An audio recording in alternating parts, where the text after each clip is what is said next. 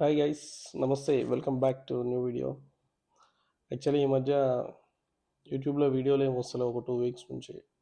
Reason ఏంటంటే ఇది మన ఛానల్ డాష్ బోర్డ్ అనమాట.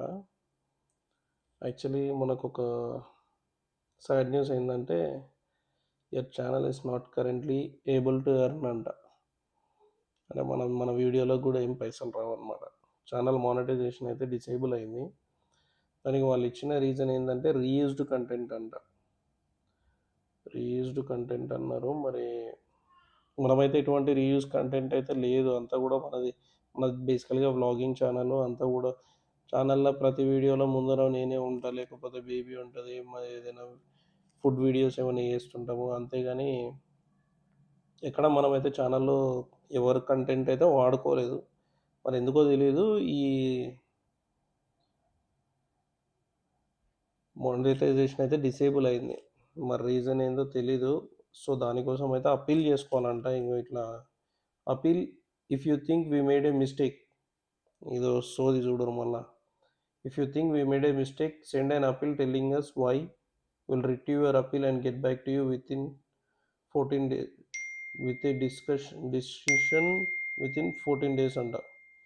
Only choose this option if you haven't deleted any videos since your channel was suspended from monetisation. అంటే ఏం చెప్తున్నాడంటే మళ్ళీ మనం అప్పీల్ చేసుకోవాలంట.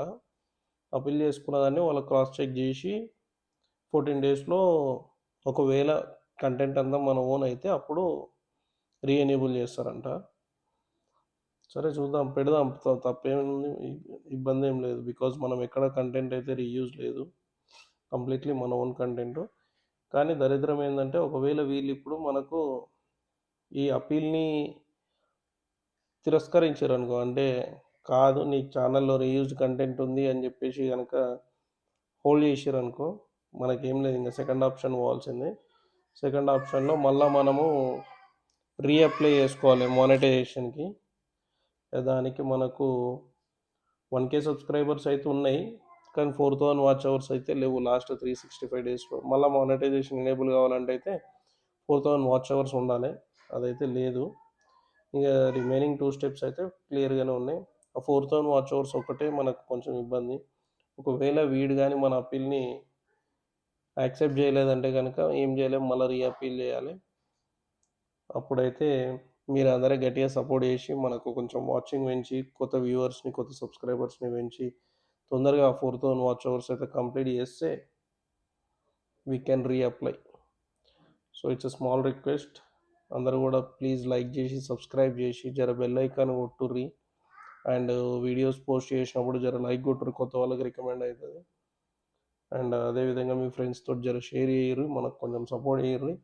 మన హార్డ్ వర్క్కి ఫెయిల్యూర్ లేకుండా జర కాపాడరు. సో అది గైస్, అప్పీల్ అయితే చేసినాం.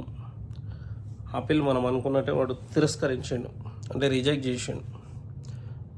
అసలు మన ఛానల్లో రీయూజ్ కంటెంట్ ఏముందో నాకేం అర్థం కావట్లేదు, కానీ వాడైతే మన ఛానల్ మానిటైజేషన్ డిసేబుల్ చేసేసాడు.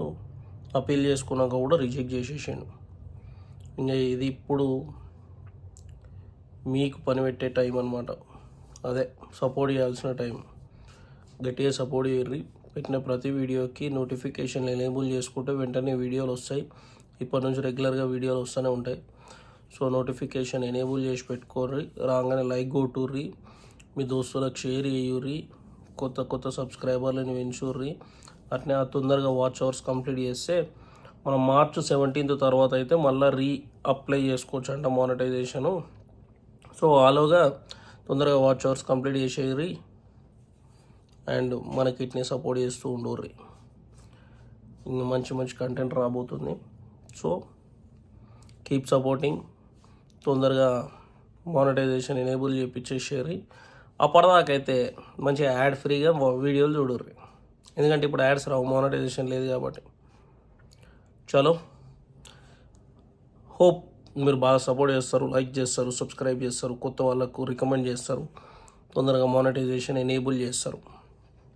That's it for now. Bye.